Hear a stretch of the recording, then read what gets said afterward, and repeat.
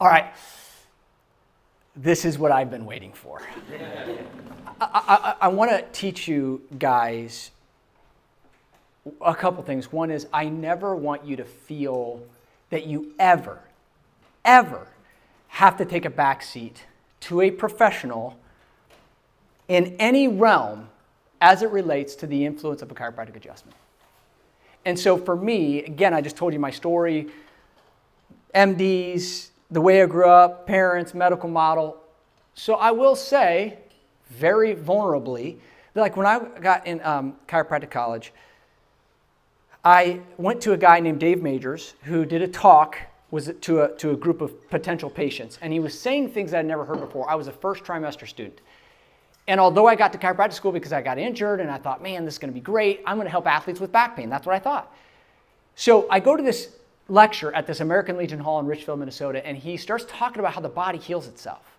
He starts talking about concepts like, have you anybody ever baked a cake? And they're like, yes. And it's like, well, have you really baked a cake? And he pointed out, no, you put ingredients into a pan, and then what really baked the cake? The oven. It was actually the heat.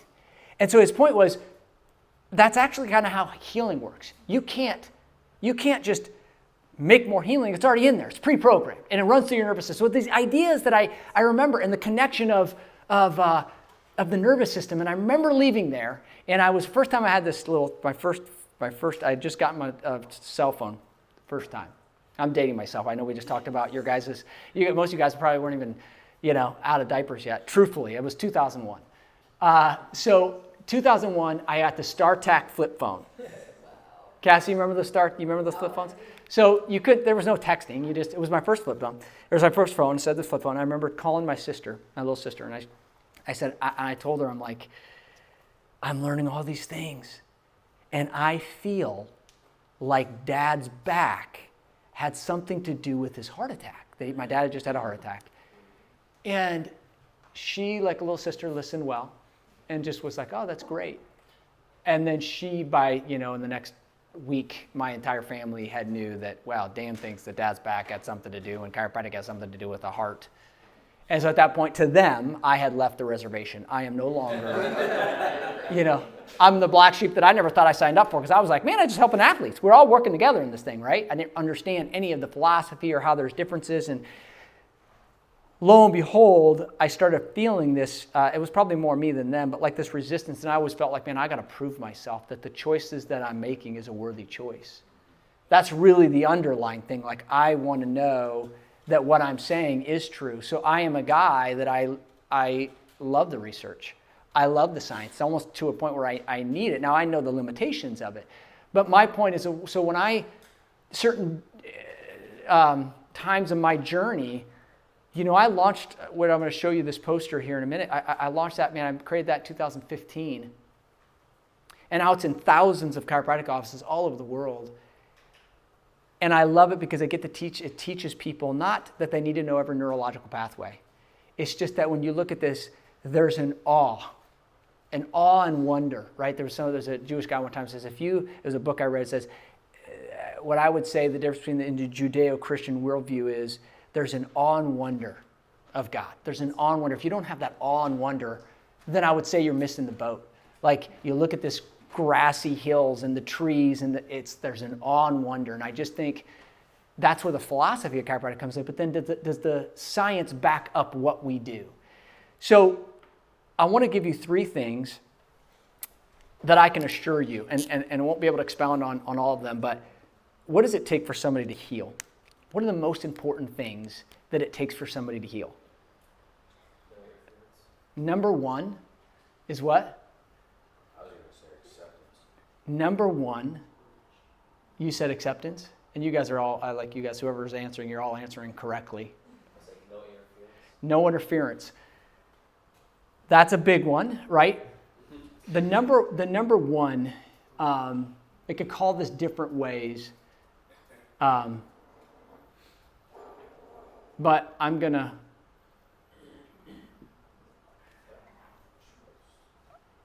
I could put hope there. But I have a friend of mine that told me a story about trust versus belief. I was going to could put belief, but there's a difference between belief and trust. is the story of the bank robber, the guy that robs a bank. You heard this before? The guy robs a bank, goes out the back, cops come in, gets the money, goes into this forested area behind it, is hiding in this bush, and he prays to God. God, just help me out of this. If you just help me out of this, I will do anything. And so the question becomes, the guy is praying to a God he believes in. But if he really trusted God, he would have never robbed the bank. He would have trusted God with his finances. So the question is, do they really trust that their bodies can heal themselves? So even though I'm a chiropractor and I will show you the pathways here in a second, but the first and foremost thing, there's something that happens. Guys, this is why the model that you're learning, when you sit somebody in a room, this just happened to me. Like there's sometimes, and Dr. Cass, you really relate, there's just sometimes when a patient will slide by, like they won't get to they come in and they love it and they're like, okay, I'm in. And so, but I need that. And you adjust them a couple times and they're like out of town and they didn't make it to the doctor's report for like a couple weeks. And you just know, like there's something like, you just know you do not get this thing, the adjustment. And I couldn't never put my hands on it because I'm like, but the adjustment is what it is. But I felt that it's almost like, it's like if you went and watched baptisms and you didn't know the spiritual component, you're like, is their skin dirty? Are they just kind of dunking them into skin dirty? You didn't recognize the spiritual nature of what's going on. And I don't mean to make this super spiritual. I mean to make it, you know me, I'm going to, the science of it. Read a book right now. You guys should read this book in the next, year. One of my favorite books, 2022 copyright by a guy named David Robson, Robson, and the book is called The Expectation Effect. The Expectation Effect. He goes on to show study after study after study after study after study that when somebody expects something to happen, that thing actually happens. And it's so you probably heard that, there's so many studies I won't get into. One of them is, it goes back to Roger Bannister. May 6th, 1954, prior to that date, they had wolves chasing people. They had dogs chasing people. MD said it's dangerous. There's no way you could break the 4-minute mile. Impossible and dangerous. He breaks it on May 6th, 1954, and within 45 days, somebody breaks it. And within 3 years, 16 people break it, and now high school kids break it today. Why? Did the training change? Did muscles change? Did oxygen levels in their lungs change? When you get the science behind this, so tell me in a day and age, so there was a book in 2007, the book was called The Medicalization of Society. The more a society considers itself to be sick, the sicker it is. Do you think that we live in a society? So you think about your doc's report. What if you never adjusted them? You just taught them that your body's ability to heal. Now, we have to have a mechanism, an intervention, but I'm telling you, this thing right here, giving them hope. There's another book called DNA of Hope. It was written by a nurse practitioner. It was an amazing book, DNA of Hope. It just says when you put hope into the cells of the body, everything changes. So, and you could go into the subconscious of it, and I've studied all this in Emil Coué, and you look at guys like Thurman Fleet with the zone technique, and Dr. Pete Goldman, a good buddy of mine. So, actually, Dr. Pete Goldman, you actually can, him and I do a podcast together called How Healing Really Works. You can look it up. We got 21st episode launched yesterday. How Healing Really Works. How Healing Really Works is it's in the subconscious mind. And so the question is, is there a way to make sure that subconscious is believing that they can heal in a society when they're going to tell you can't? Right? Every sniffle, every sore throat, every cough is the enemy of war that we must defeat, and we do it with patentable chemicals. Are you kidding me? This is why, guys, if you know how to do that, you will build the biggest business and life of your dreams. I'm telling you. Because when you know this truth, you're like, so tell me, what is more valuable than somebody's health? Like, I know I kind of go off here, but I'll wait. How much money would we spend? The sanctity of human life. Why? Because a human life, our entire society believes and recognizes that human life is important, right? We're not talking about the fences that got mowed down from the floods in Texas last week. We're not talking about the trees that were uprooted. We're talking about the lives that were lost. Why? Because the dominion of society, God said, Genesis 1:26 was, I made you in my image, right? And so I don't want to go off too many paths here. My point is, you get to bring people that thing that is the most important thing that they have. God gave us this earth suit to live out our purpose. And so we got to take care of it, yes. How do you take care of it? Well, first thing, you got to believe that it's capable, it's able. Do you know this is the last little story here? So I believe it was in the Lancet. So they took a guy that was on death row, and they literally told him that we're going to make an incision in the back of your neck, and it's going to start bleeding, and we're going to bleed out until you die. And I believe it was the early 1900s. And that's exactly what they did. They put an incision in the back. They kind of have everything set up, incision in the back of his neck. And if you guys know that, like, it actually just bled for like a few drops of blood. But what they did is they put a constant pouring of water over it, blindfolded, couldn't see, as if, and bleeding, and it's running onto the ground. And within 6 minutes, he died. But this was the craziest part. The craziest part is his body went through every aspect of death as if he was bleeding out. And these are stories. Like, if you just get, you'd be like, well, I just don't know if I believe that way. When you go to this expectation book, effect book, it's boom, boom, boom, boom, boom. They give somebody that said, hey, somebody that says, I am gluten intolerant. And they gave them a food that had no gluten, and they didn't have any spirit. You get the point, right? It's the exact opposite, right? Versus somebody who had no and whatever it was, and then they said, this is full of gluten, and they had this, oh my goodness, they had this reaction and digestion. One was that I like that they actually had two, like almost like a let's say it was a smoothie, and it was they told one group that this is going to, when it goes inside you, it's going to actually turn into bigger liquid and faster, and it's going to go through you quickly. And this one, they told a different group, same liquid, same smoothie, said this one is actually designed, there's properties in there that when it gets in your body, it's going to actually slow down, it's going to thicken, it's going to slow down. And then they watched it with the upper and lower GI, they watched how quickly it goes. This went through faster, this was slower.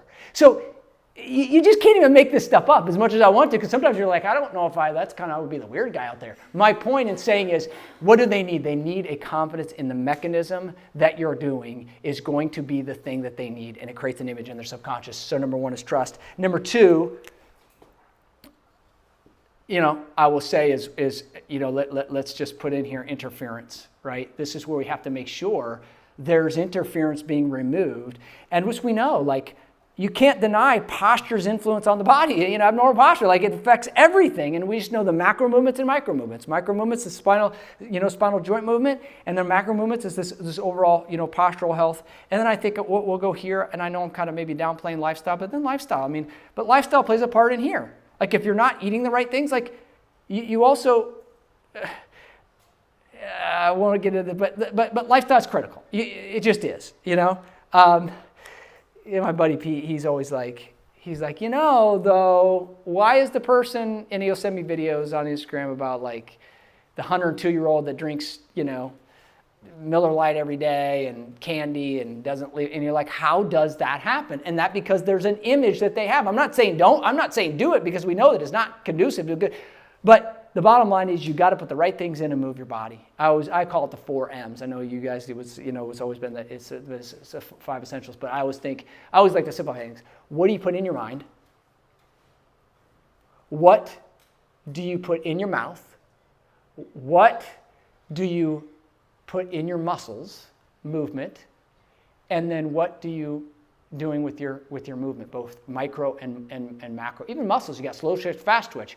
We got to move them, Some of you move fast, some of you move slow. So what I want to do, though, is So just real quick, I've got this. Okay, one of these posters. Okay, this is a poster that I'm just gonna take a second here, and could you do me a favor? Could you actually just tape this up just to here? Yeah. With this tape. But I want to point out this poster.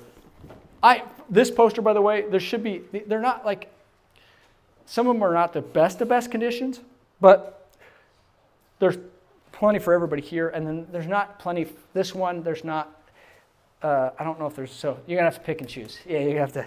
But so this one for me, if you notice this one, I said, right, okay, so back to the brain. This. Actually, let me start with this one. Would you rather have a what? Back problem or a brain problem? The reason why I created this poster is because I wanted the world to know, like, think about that. If you ask the average person up the block here, let me just ask you, if you had to have one, which problem would you rather have? A problem with your back or a problem with your brain? What do most people say? Back.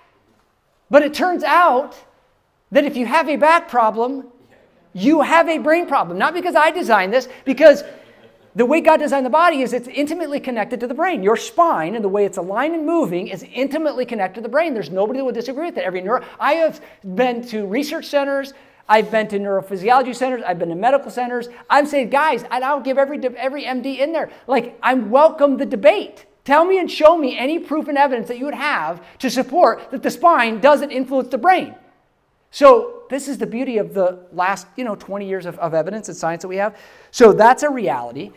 And then I also wanted for the engineers in the room, I say, hey, if you had any challenge, here is the research, right? Back to the brain. The science research is clear. A back problem is a brain problem. Here's the research.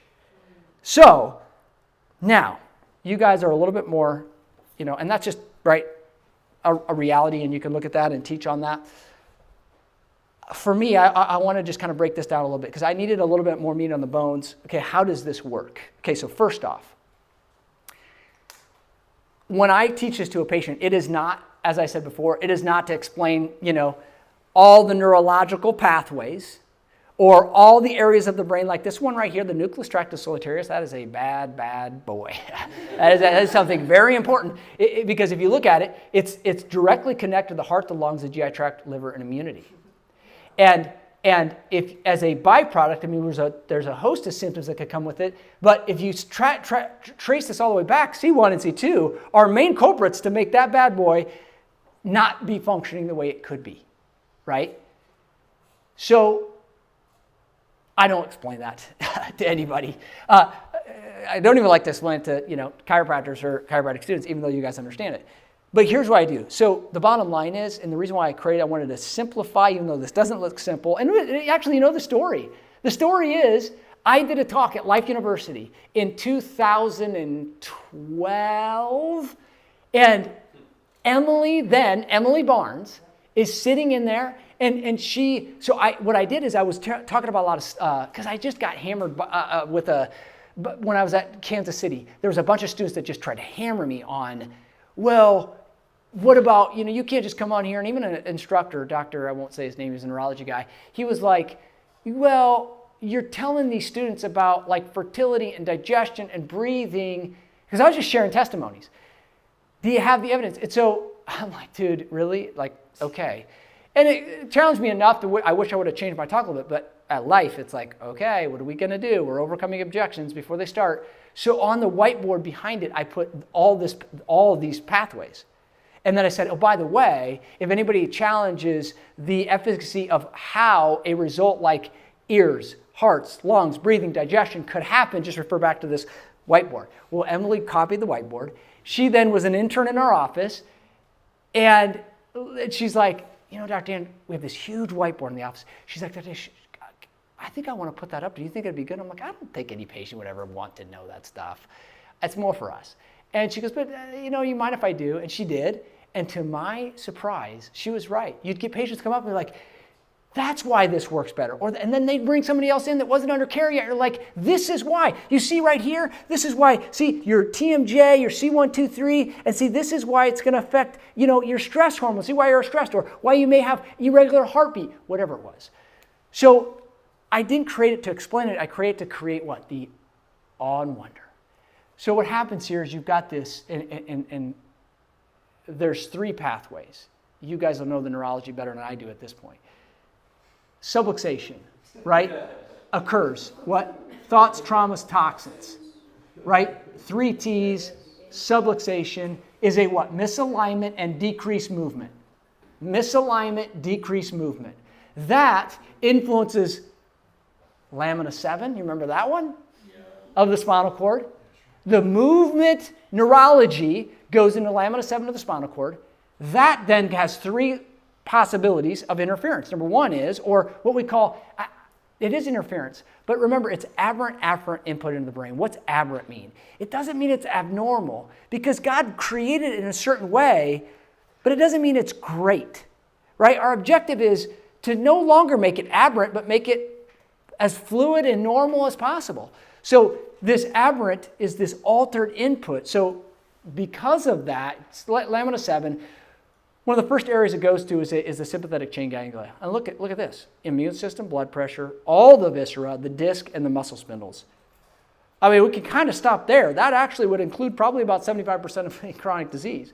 But that's not the only pathway. The other pathway is it goes, and this is a big one, it bypasses the chain ganglia. It goes right to the adrenal medulla. Why? Now we're going stress response quickly.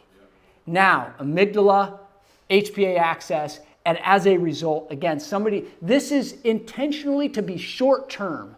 The stress response, short-term. You get, chased by a bear, short-term. The fact of the matter is, this is with subluxation chronically, we then stay in this and nobody ever gets them out of that. The person that you come in and you adjust them and like, my goodness, I just feel like you just released like this coiling. I had this one patient, she's like, as she had just overcome breast cancer, came afterwards and she's like, I just feel like about a coiling, and she sprayed it, you uncoiled. I'm like, actually, that's a really good description of what's really happening with your neurology.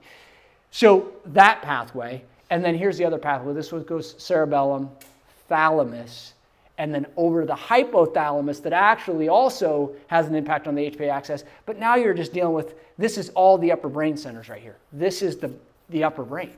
So now, when you dissect this explains, does it mean that subluxation causes everything? No, but it says that subluxation could be a byproduct neurologically, biologically, and physiologically that can explain why Harvey Lillard got his hearing back.